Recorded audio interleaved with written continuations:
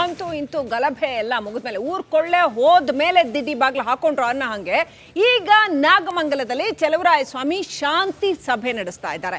ಕಲ್ಯಾಣ ಮಂಟಪದಲ್ಲಿ 2 ಕೋಮಿನವ್ರನ್ನ ಕರೆದು ಶಾಂತಿ ಸಭೆ ನಡೆಸ್ತಾ ಇದ್ದಾರೆ. ಘಟನೆಯ ಹಿಂದೆ ಯಾರ ಕೈವಾಡ ಇದೆ ಅಂತ ತಿಳಿಯೋದಕ್ಕೆ ತನಿಖೆ ಮಾಡಿಸ್ತಾ ಇದ್ದೀವಿ. ಕೋಮು ದಳ್ಳೂರಿ ಬಗ್ಗೆ ವಿಶೇಷ ತನಿಖೆ ನಡೆಸಲಾಗುವುದು. ಶಾಂತಿ ಸಭೆ ಬಳಿಕ ಸಚಿವ ಚಲುವರಾಯ ಸ್ವಾಮಿ ಹೇಳಿಕೆ ಕೊಟ್ಟಿರ್ತಕ್ಕಂಥದ್ದು. ಅಲ್ಲಿ ಮೀಡಿಯಾದವ್ರನ್ನ ಹೊರಗಿಟ್ಟು ಶಾಂತಿ ಸಭೆ ಮಾಡಿದ್ರು. ಅದು ಯಾಕಪ್ಪ ಅಂಥದ್ದು ಏನು ಮಾಡ್ತೀರಿ ನೀವು? ಹಂಗಿದ್ರೆ ಸಾರ್ವಜನಿಕರಿಗೆ ತಿಳಿಸಬಾರ್ದಂಥದ್ದು ಏನು ಮಾಡ್ತೀರಿ ಸೀಕ್ರೆಟ್ ಆಗಿ ಶಾಂತಿ ಸಭೆ? ಯಾರನ್ನ ಅಲ್ಲಿ ಅಡ್ಜಸ್ಟ್ ಮಾಡ್ಕೋತೀರಿ ಅಥವಾ ಯಾತಕ್ಕೋಸ್ಕರ ಮೀಡಿಯಾದವ್ರನ್ನ ಹೊರಗಡೆ ಇಡ್ತೀರಿ? HDK ಹೇಳಿಕೆ ಏನೇ ಇದ್ರೂ ಕೂಡ ನಾವು ನೊಂದವರಿಗೆ ಪರಿಹಾರ ಕೊಡ್ತೀವಿ. ಕುಮಾರಸ್ವಾಮಿ ಪರಿಹಾರ ಕೊಟ್ಟಿದ್ದಾರೆ, ನಾನು ಅಭಿನಂದಿಸ್ತೀನಿ ಅಂತ ಚಲುವರಾಯ ಸ್ವಾಮಿ ಸಭೆಯ ಬಳಿಕ ಮಾಧ್ಯಮದವರಿಗೆ ಮಾತನಾಡಿದ್ದಾರೆ.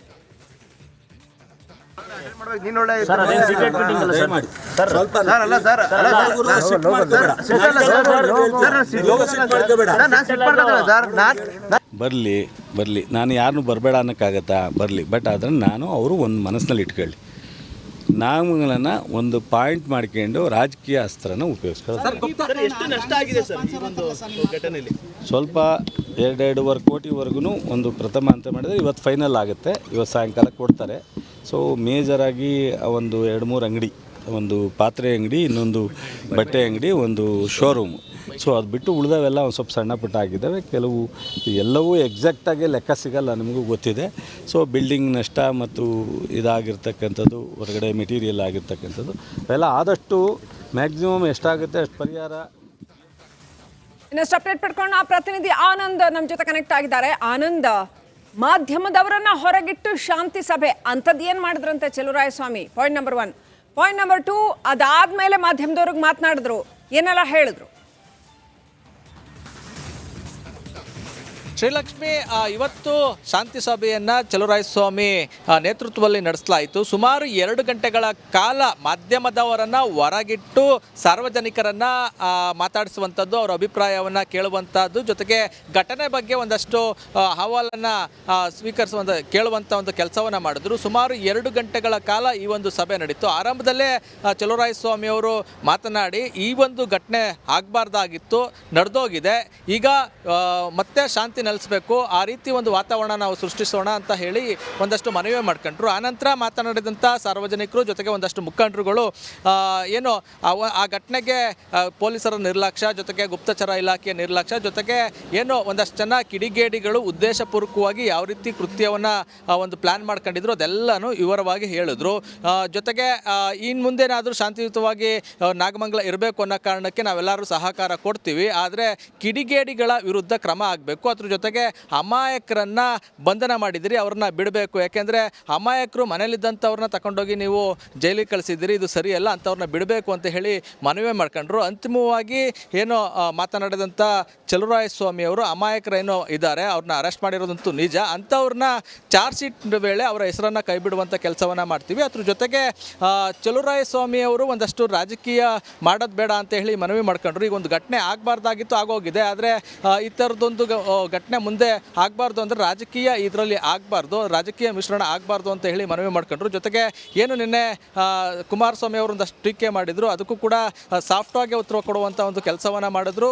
ಅವರು ನಿನ್ನೆ ಪರಿಹಾರವನ್ನು ಕೊಟ್ಟೋಗಿದ್ದಾರೆ, ಅದಕ್ಕೆ ಅಭಿನಂದನೆಯನ್ನು ಸಲ್ಲಿಸ್ತೀವಿ. ಜೊತೆಗೆ ನಾವು ಕೂಡ ಅವರಿಗೆ ಪರಿಹಾರವನ್ನು ಕೊಡಿಸೋ ನಿಟ್ಟಿನಲ್ಲಿ ಸರ್ಕಾರಕ್ಕೆ ಒಂದು ವರದಿಯನ್ನು ಸಿದ್ಧ ಮಾಡಿ ಕಳಿಸ್ತೀವಿ, ಪರಿಹಾರ ಕೊಡಿಸುವಂಥ ಕೆಲಸವನ್ನು ಮಾಡ್ತೀವಿ, ಜೊತೆಗೆ ಶಾಂತಿ ಸಾಧಿಸುವಂಥ ನಿಟ್ಟಿನಲ್ಲಿ ಎಲ್ಲ ರೀತಿಯ ಪ್ರಯತ್ನಗಳಾಗ್ತವೆ ಅಂತ ಹೇಳಿದ್ರು. ಜೊತೆಗೆ ಏನು ನಾಳಿದ್ದು ಸೋಮವಾರ ಮುಸ್ಲಿಮರ ಹಬ್ಬ ಇದೆ, ಅವತ್ತು ಕೂಡ ಒಂದಷ್ಟು ಬಂದೋಬಸ್ತನ್ನು ಮಾಡ್ಕೊಂಡು ಇಡೀ ಸಮಾಜವನ್ನು ಶಾಂತಿಯುತವಾಗಿ ನೆಲೆಸೋ ನಿಟ್ಟಿನಲ್ಲಿ ನಾವು ಪ್ರಯತ್ನವನ್ನು ಮಾಡ್ತೀವಿ. ಅದಕ್ಕಾಗಿ ಅಧಿಕಾರಿಗಳು ಒಂದಷ್ಟು ಕೆಲಸವನ್ನು ಮಾಡ್ತಾರೆ. ಜೊತೆಗೆ ಸಾರ್ವಜನಿಕರಲ್ಲೂ ಮನವಿ ಮಾಡ್ಕೊಂಡಿದ್ದೀವಿ ಅಂತ ಹೇಳಿದರು.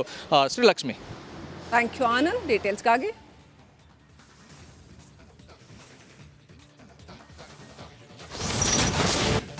ನಾಗಮಂಗಲದ ಘಟನೆಯಲ್ಲಿ ಬದ್ರಿಕೊಪ್ಪಲಿನ ಶ್ರೀನಿವಾಸ್ ಅನ್ನೋಂಥ ಹುಡುಗನೊಬ್ಬನನ್ನ ಅರೆಸ್ಟ್ ಮಾಡ್ಕೊಂಡು ಹೋಗ್ತಾರೆ ಪೊಲೀಸರು. ಆತನ ತಾಯಿ ಹೇಳ್ತಾ ಇದ್ದಾರೆ, ನನ್ನ ಮಗ ಅವತ್ತು ಇರಲೇ ಇಲ್ಲ, ಆ ಘಟನೆಯಲ್ಲಿ ಪಾಲ್ಗೊಳ್ಳಲೇ ಇಲ್ಲ ಅಂತ. ಪ್ರಕರಣದಲ್ಲಿ ಶ್ರೀನಿವಾಸ್ ಅನ್ನುವಂಥ ವ್ಯಕ್ತಿಯನ್ನು ಅರೆಸ್ಟ್ ಮಾಡ್ತಾರೆ, ಬದ್ರಿಕೊಪ್ಪಲಿನ ಶ್ರೀನಿವಾಸ್. ಆದರೆ ಆತನ ತಾಯಿ ಆಕ್ರೋಶ ವ್ಯಕ್ತಪಡಿಸಿದ್ದಾರೆ. ಅವತ್ತು ಇರಲೇ ಇಲ್ಲ, ಅದು ಹೆಂಗೆ ಅರೆಸ್ಟ್ ಮಾಡ್ಕೊಂಡು ಕರ್ಕೊಂಡು ಹೋಗ್ತಾರೆ ಅಂತ ತಾಯಿ ಕೆಂಪಮ್ಮ ಸಚಿವ ಚೆಲುವರಾಯಸ್ವಾಮಿ ಅವ್ರನ್ನ ತರಾಟೆ ತಗೊಂಡಿದ್ದಾರೆ. ಗಲಾಟೆ ನಡೆದಾಗ ನನ್ನ ಮಗ ಅಲ್ಲಿರಲೇ ಇಲ್ಲ, ನನ್ನ ಮಗನಿಗೆ ಹೊಡೆದು ಎಳ್ಕೊಂಡು ಹೋದ್ರು, ಇಡೀ ಶಾಪ ಹಾಕ್ತಾ ಇದ್ದಾರೆ ಆತನ ತಾಯಿ. ನನ್ನ ಮಗ ತಪ್ಪೇ ಮಾಡಿಲ್ಲ, ಏನೂ ತಪ್ಪು ಮಾಡಿಲ್ಲ ಅಂತ ಕೆಂಪಮ್ಮ ಕಣ್ಣೀರು ಹಾಕ್ತಾ ಇದ್ದಾರೆ. ಅವತ್ತು ಸಾಯಂಕಾಲ 6:45ರಿಂದ ರಾತ್ರಿ 9:30ವರೆಗೂ ನಮ್ಮ ಹೊಸ ಮನೆ ಹತ್ರ ಇದ್ದ, ಅಲ್ಲಿ ಹೋಗೇ ಇಲ್ಲ ಅವನು. ಗೊತ್ತಾಗಲ್ಲ ನಮ್ಮ ಮಕ್ಕಳಿಗೆ, ಅಯ್ಯೋ ಅನ್ಸೋದೆ ಗೊತ್ತಾಗಿರೋದು ಮನೆ ಹಾಳಾಗಲ್ಲ. ಊಟನೇ ಮಾಡಿಲ್ಲ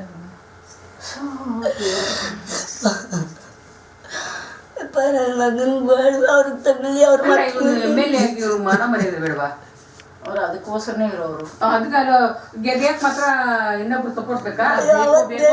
ಓಟ ಇವತ್ತ ನಮ್ಮ ಮಕ್ಕಳನ್ನ ಬೇಡಂಗ್ ಮಾಡೋರೆ ಮಿನಿಸ್ಟರ್ಗಳು. ಬೇಕು ಅಂತ ಸಹಾಯ ಮಾಡ್ಕೊಳ್ಳೋದು, ಬೇಕಿಲ್ಲದೆ ಕುತ್ತಿಗೆ ಕೂದ್ ಕಳ್ಸೋದು. ಈ ಕಾಂಗ್ರೆಸ್ ಬರಲಾಗೆ ಅರ್ಧ ಮುಸ್ಲಿಮ್ಸ್ ಅವ್ರಿಗೆ ಸಪೋರ್ಟ್. ನನ್ನ ಮಗನ್ನೇ ಬೇಡಂಗ್ ಎಲ್ಲರೂ ಒಂದೇ ಕಡೆ, ಮುಸ್ಲಿಂ ಬೇರೆ ನಾವು ಬೇರೆ ಏನಿಲ್ಲ, ಎಲ್ಲ ಒಂದೇ. ನಾಗಮಂಗಲದ ಗಲಭೆಯಲ್ಲಿ ಅಮಾಯಕರನ್ನ ಪೊಲೀಸ್ನವರು ಬಂಧನ ಮಾಡ್ತಾ ಇದ್ದಾರೆ. ಸಾಕಷ್ಟು ಅಮಾಯಕರನ್ನ ಪೊಲೀಸ್ನವರು ಬಂಧನ ಮಾಡಿದ್ದಾರೆ ಅನ್ನೋದನ್ನ ಸ್ವತಃ ಸಚಿವ ಚೆಲುವರಾಯಸ್ವಾಮಿ ಅವರೇ ಒಪ್ಕೊಂಡಿದ್ದಾರೆ. ಶ್ರೀನಿವಾಸ್ ಎಂಬಾತನನ್ನು ಕೂಡ ಅರೆಸ್ಟ್ ಮಾಡಿದ್ದಾರೆ. ಆತ ಆ ಗಲಾಟೆಗೆ ಹೋಗಿಲ್ಲ ಅನ್ನೋದನ್ನು ವಿಡಿಯೋ ಸಹಿತ CCTV ವಿಡಿಯೋ ಸಹಿತ ಪೊಲೀಸರಿಗೆ ಮಾಹಿತಿ ನೀಡಿದರೂ ಕೂಡ ಆತನನ್ನು ಚಾರ್ಜ್ ಶೀಟ್ನಲ್ಲಿ ಫಿಟ್ ಮಾಡಿದ್ದಾರೆ. ಆತನ ಮೇಲೆ FIR ಬುಕ್ ಮಾಡಿದ್ದಾರೆ. ಇನ್ನು ಈ ಬಗ್ಗೆ ಮಾತಾಡೋದಕ್ಕೆ ನಮ್ಮ ಜೊತೆ ಶ್ರೀನಿವಾಸ್ ಅವರ ತಾಯಿ ಇದ್ದಾರೆ, ಅವ್ರನ್ನ ಮಾತಾಡಿಸ್ತೀನಿ. ಅಮ್ಮ, ನಿಮ್ಮ ಮಗನನ್ನು ಬಂಧನ ಮಾಡೋದಕ್ಕೆ ಪೊಲೀಸ್ನವರು ಎಷ್ಟು ಗಂಟೆಗೆ ಬಂದಿದ್ರು? 2 ಗಂಟೆ ಸ್ವಾಮಿ. 2 ಗಂಟೆಗೆ ಬಂದು ಕದ ಜೇಡ್ದೆ ಅವರೇ ಮೀಟ್ ಬಿಟ್ಟು ನುಗ್ಗಿದ್ರು ಒಳಿಕೆ. 7 ಜನನೋ 8 ಜನನೋ ಒಳಗೆ ಬಂದೇಟ್ಕೆ ಯಾರು ಅಂತ ಈಚೆಗೆ ಬಂದೆ ರೂಮಿಂದ. ಈಚೆಗೆ ಬಂದೇಟ್ಕೆ ನನ್ನ ಮಗನ ಬನ್ನಿ ಹಿಡ್ಕೊಂಡು ಎಳ್ದಾಡ್ತಿದ್ರು. ಯಾಕೆ ಎಳ್ದಾಡ್ತೀರಿ ಅಂದರೆ ರೂಲ್ ದೊಣ್ಣೆ ಎತ್ತಿದ್ರು. ರೂಲ್ ದೊಣ್ಣೆ ಎತ್ತದೆ ಮಧ್ಯಕ್ಕೆ ಹೋದೆ. ಹಂಗೂ ಸುಮಾರಾಗಿ ನನಗೆ ಬೀಳ್ತು, ಅವನಿಗೆ ತಗಲಿಲ್ಲ, ಬಟ್ಟೆ ಹಾಕೊಳಕ್ಕೂ ಬಿಡ್ತಿರ್ಲಿಲ್ಲ. ನಾನು ಏನು ತಪ್ಪು ಮಾಡಿದ್ದೀನಿ ಸಹ ಅಂತ ಬಡ್ಕೊಂಡು ಎದ್ದುಬಿಟ್ಟ.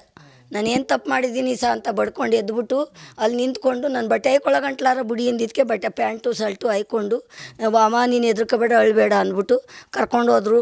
ಆದರೆ ಯಾಕೆ ಕರ್ಕೊಂಡು ಹೋಯ್ತೀರ ಅಂತ ಕೇಳಿದ್ರೆ ನಾಗಮಂಗಲನೇ ಹತ್ಕೊಂಡು ಉರಿತಾದೆ, ಯಾಕೆ ಅಂತ ಕೇಳ್ತೀಯ, ಒತ್ತರಿ ಕೇಳ್ತೀನಿ ಬಾರಮ್ಮ ಅಂತ ಅಂದರು. ಆದರೂ ರೋಡಲ್ಲಿ ನಿಂತ್ಕೊಂಡು ಎಲ್ಲ ಹೊಡ್ಕೊಂಡು ಕರ್ಕೊಂಡು ಹೋದ್ರು. ಆದರೆ ನಮ್ಮ ಎತ್ತು ತಾಯಿ ಮುಂದೆ ಹೊಡಿತೀರಲ್ಲ ಅಂದರೆ ನಿಮ್ಮನ್ನು ಹಾಕ್ತೀವಿ ಒಳಿಕೆ ಅಂದರು. ಆದರೆ ಇದೆಲ್ಲ ಪ್ರೀ ಪ್ಲ್ಯಾನೇ ಸಹ ಮಾಡ್ತಿರೋದು ಕಣ್ಸ. ಅವ್ರು ಮಾಡಿರೋದು ಸಾಬರು ಪೊಲೀಸ್ನವರು, ಇಲ್ಲಿ ಪೊಲೀಸ್ನವರೆಲ್ಲ ಮಳವಳ್ಳಿ ಪೊಲೀಸ್ನವ್ರು ಕರ್ಸೋರೆ ಹೊಡ್ಸೋಕ್ಕೆ ನಮ್ಮ ಮಕ್ಕಳಿಗೆ. ಇನ್ನು ಸ್ವಾಮಿಗೌಡ ಮಾಡಿರೋ ಕೆಲಸನೇ ಇದು ಮಾಡದೆ. ನನ್ನ ಮಗನ ಯಾರೂ ಹೇಳ್ಕೊಂಡೋಗಲ್ಲ. ನನ್ನ ಮಗ ಯಾವ ಗಲಾಟೆಗೆ ಯಾವತ್ತು ಈ ನಾಗಮಂಗಲದಲ್ಲಿ ಒಂದೇ ಒಂದು ಸಣ್ಣ ಕೇಸ್ ಇಲ್ಲ ನನ್ನ ಮಗಂತ. ಸ್ವಾಮಿಗೌಡ ಅಂದರೆ ಯಾರು? ಚೆಲುವರಾಯಸ್ವಾಮಿ ಅವರು ಸ್ವಾಮಿ ನನ್ನ ಮಗನ ಲಾಸ್ಟಲ್ಲಿ ನನ್ನ ಮಗನ ಹೇಳ್ಕೊಂಡೋಗಿರೋದು. ನಾವು ಸ್ವಾಮಿಗೌಡ ಅಂತೀವಿ, ಚೆಲುವರಾಯಸ್ವಾಮಿ ಅಂತ ಯಾವತ್ತೂ ಒಂದಿಲ್ಲ ಅವನ್ನ. ನಾವೇ ಅಲ್ಲಿ ಬಂದು ಬಿಡಿಸ್ತಾನೆ, ನಾವು ಬಿಡಿಸ್ತೀವಮ್ಮ, ನೀವು CC ಕ್ಯಾಮ್ರಾ ಕೊಟ್ಟ ಮೇಲೆ ಬಿಡಿಸ್ತೀವಿ, ಏನು ಮಾಡಲ್ಲ ಅಂತ ಸಂತಕ ಹೇಳ್ಬಿಟ್ಟು ಸಂದೇಲಿ ಬಿಡ್ತೀನಿ ಅಂದ್ಬಿಟ್ಟು ಎಲ್ಲರೂ ತಪ್ಪು ಮಾಡಿರೋರನ್ನೇ ಒಳಗೆ ಹಾಕಿರೋದು ಅಂತ ಇವತ್ತು ನ್ಯೂಸಲ್ಲಿ ಹೇಳ್ತಾವನೆ. ಅವ್ನಿಗೆ ಧರ್ಮವೋ ಕರ್ಮವೋ ನನಗೆ ಗೊತ್ತಿಲ್ಲ. ಅವನು ನಿಜವಾಗ್ಲೂ ಅವ್ನಿಗೆ ಒಳ್ಳೇದಾಗಲ್ಲ. ಅವನ ಮಗ ಅವನ ಹೆಂಡ್ತಿ ಸತ್ತಾಗಲೇ ಅವ್ನಿಗೆ ನೋವು ಗೊತ್ತಾಗೋದು. ನನ್ನ ನೋವು ಏನು ಅಂತ. ನಾನು ಇರೋದು ಒಂದು ಮಗ, ಗಂಡ ಇಲ್ಲ. ನನ್ನ ಮಗ ಇರೋದು ಒಬ್ಬ ಮಗನ ಎಳ್ಕೊಂಡು ಎಳ್ದಾಡಿ ಹೊಡ್ಕೊಂಡು ಕರ್ಕೊಂಡು ಹೋಗೋರೆ. ಇವತ್ತು ನನ್ನ ಮಗ ಬಿಡೋವರೆಗೂ ನಮಗೆ ಏನು ಆಗಬೇಕು, ಏನು ದಿಕ್ಕ್ಯಾರು ನಮಗೆ. ನಾನು ಒಬ್ಬಳೇ ಇದ್ದೀನಿ. ಈಗ ನೆಂಟ್ರಿಸ್ಟ್ರು ಬಂದು ಈಗ ಕಣ್ಣೀರು ಹಾಕ್ತಾಳೆ ಅಂತ ನಾವು ಸಮಾಧಾನ ಹೇಳ್ಬಿಟ್ಟು ಹೋಯ್ತಾರೆ. ನನಗೆ ಯಾರು ದಿಕ್ಕು? ಏನು ಬೇಕು ಅಂತ ಮಾಡಿರೋದೇ ಸ್ವಾಮಿ. ನನಗೆ ನನ್ನ ಮಗನ್ನ ಬೇಕು ಅಂತ ಲಾಸ್ಟಲ್ಲಿ ಹೆಸ್ರು ಹೇಳಿ ಕರ್ಕೊಂಡೋಗಿ ಚಾರ್ಜ್ ಶೀಟ್ ಹಾಕವ್ರೆ, FIR ಮಾಡವ್ರೆ. ನಾವು CC ಕ್ಯಾಮ್ರಾ ಕೊಟ್ಟಿದ್ವಿ. ಡಾಕ್ಟ್ರು ಮಂಡ್ಯಕ್ಕೆ ಹೋಗಿ ಈಗ ಹೋದ ತಿಂಗಳು ಹುಷಾರಿರಲಿಲ್ಲ, ಮಂಡ್ಯಕ್ಕೆ ಹೋಗಿ ಎಲ್ಲ ಚೆಕಪ್ ಮಾಡಿಸ್ಕೊಂಬಂದಿರೋ ಫಾರಮ್ಗಳು ಕೊಟ್ಟಿದ್ದೀವಿ. ಆಸ್ಪತ್ರೆದ ಹುಷಾರಿಲ್ಲ, ಅವನಿಗೆ ಕಾಲು ಊದ್ಕೋತಿದ್ದ ಮಂಡಿಯಿಂದ ಕೆಳಿಕೆ. ಅದೆಲ್ಲನೂ ಕೊಟ್ಟು ನನ್ನ ಮಗನ್ನ ಬಿಟ್ಟಿಲ್ಲ. ಇವತ್ತು ನನಗೆ ಎಷ್ಟು ನೋವು ಅದೇ ಅಂತ ಯೋಚನೆ ಮಾಡಿ ನನಗೆ ಸಾಕಾಗೋಗದೆ. ಕೈ ತಡ್ಕೊಳಕ್ಕಾಗಲ್ಲ. ಕ್ಯಾಮ್ರಾಮನ್ ಜೊತೆ ಆನಂದ್, ರಿಪಬ್ಲಿಕ್ ಕನ್ನಡ, ಮಂಡ್ಯ.